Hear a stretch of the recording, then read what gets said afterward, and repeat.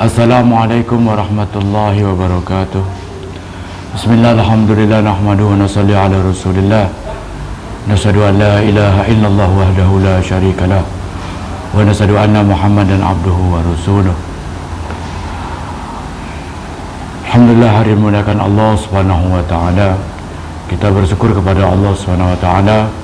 Allah Subhanahu wa taala telah memberikan nikmat yang banyak kepada kita, sehingga Allah Subhanahu wa taala berikan kesempatan kita untuk mengerjakan perintah-perintahnya.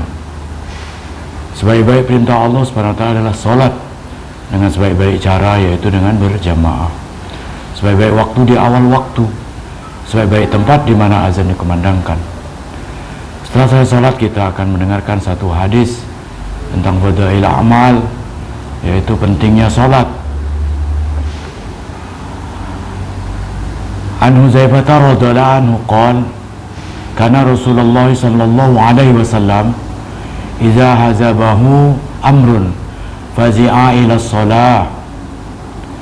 Dari Huzaifah radhiyallahu anhu, ia berkata, apabila baginda Rasulullah sallallahu alaihi wasallam menemui suatu kesulitan, maka beliau bergegas mengerjakan salat.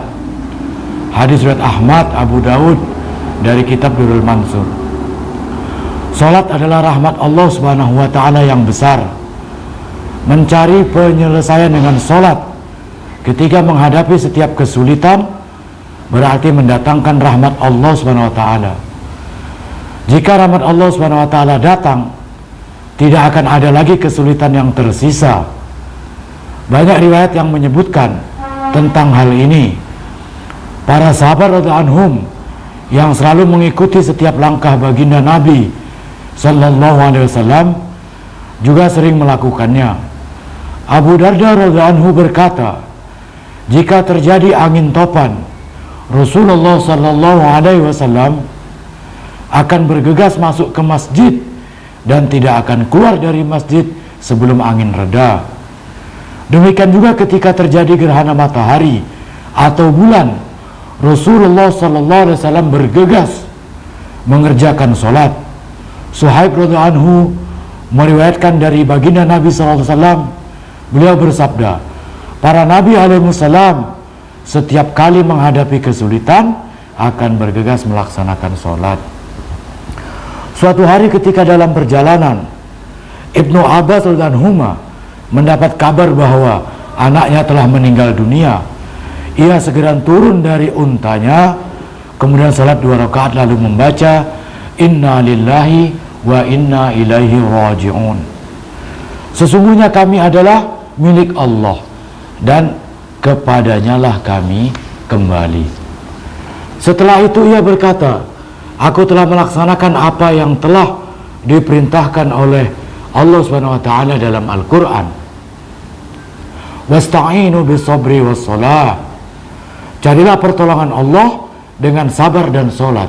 Quran surah Al-Baqarah 45. Terdapat kisah lain mengenai Sayyidina Ibnu Abbas radhiyallahu anhu.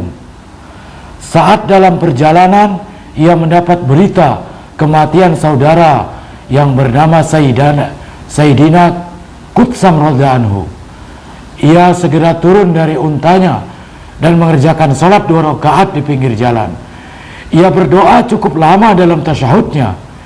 Kemudian ia berdiri untuk melanjutkan perjalanannya seraya membaca Al-Quran. Wasta'inu bisabri wassalah wa innaha lakabiratun illa 'alal khashiin. Carilah pertolongan Allah dengan sabar dan salat, dan sesungguhnya salat itu sangat berat kecuali bagi orang-orang yang khusyuk hatinya. Quran surat Al-Baqarah 45. Insyaallah mengenai masalah khusyuk ini akan dijelaskan pada bab ketiga.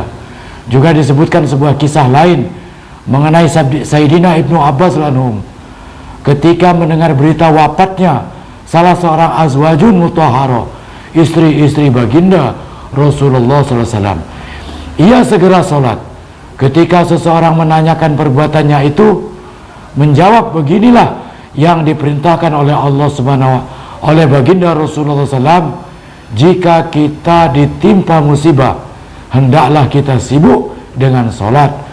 dan tidak ada musibah yang lebih besar melebihi wafatnya Ummul Mukminin dari Sunan Abu Dawud. Demikian hari mulia telah kita dengarkan satu buah hadis dan keterangannya yang dijelaskan juga dari beberapa ayat-ayat Al-Quran. Pentingnya kita menyelesaikan masalah dengan sholat. Maka hari mulia, inilah nikmat Allah yang sangat besar, yaitu sholat. Maka sahabat Nabi SAW, mereka pernah sujud syukur berterima kasih kepada Allah SWT karena adanya sholat. Maka Allah SWT dengan kasih sayangnya, sehingga semua orang mendapatkan solusi dalam kehidupannya. Seumpama menyelesaikan masalah dengan harta, maka orang-orang yang kaya saja yang mendapatkan solusi untuk menyelesaikan masalah. Tapi mana orang kaya, orang miskin, orang kota, orang desa, maka ada penyelesai solat yang maha jitu, yaitu solat. Orang miskin bisa menyelesaikan dengan solat, dengan menyelesaikan masalah dengan solat. Orang kaya bisa menyelesaikan masalah dengan solat. Orang sibuk bisa menyelesaikan masalah dengan solat. Singkatnya, siapa saja, apa saja keadaan orang itu, maka bisa menyelesaikan masalah dengan solat. Pertanyaannya mulia, solat yang bagaimana yang bisa menyelesaikan masalah? Yaitu dengan solat yang dikehendaki oleh Allah dan Rasulnya. Maka hari mulia, solat kita harus dengan ilmu, sehingga solat kita berkualitas, solat kita yang dikehendaki oleh Allah dan Rasulnya. Maka dari itu hari mulia, walaupun kita sudah tua, kita sibuk dengan pekerjaan, sibuk dengan anak, sibuk dengan istri, maka sempatkanlah diri untuk menambah ilmu kita hari mulia. Maka pepatah kata mengatakan, carilah ilmu minal mahdi ilal lahdi, dari ayunan ibu kita sampai ke liang kubur. Jangan malu kita belajar walaupun kita sudah tua hari mulia. Maka dari itu semoga Allah SWT beri kekuatan kita untuk mengerjakan sholat, meningkatkan kualitas sholat, menyempatkan diri dalam belajar. Jangan kita menyia-nyiakan kesempatan di mana saja kita berada. Walaupun kita sedang berada di dalam satu perusahaan, sedang bekerja di sini, bukan berarti nanti saya akan belajar, saya akan sholat, saya akan memperbaiki diri saya setelah saya selesai daripada pekerjaan saya di sini. Tidak hari mulia, tidak ada kesempatan nanti hari mulia, karena waktu yang telah berlalu tidak akan berulang lagi. Waktu yang akan datang belum tentu terjadi. Sekaranglah waktu kita untuk sungguh-sungguh kita mendekatkan diri kepada Allah. Semoga Allah SWT senantiasa memberikan kesempatan kepada kita. Demikian hari mulia, apa yang saya sampaikan semoga bermanfaat untuk diri saya pribadi dan kepada teman-teman sekalian yang mendengarkan. Yang lebih baik lagi, yang menyampaikan apa yang kita dengarkan dan mengamalkannya.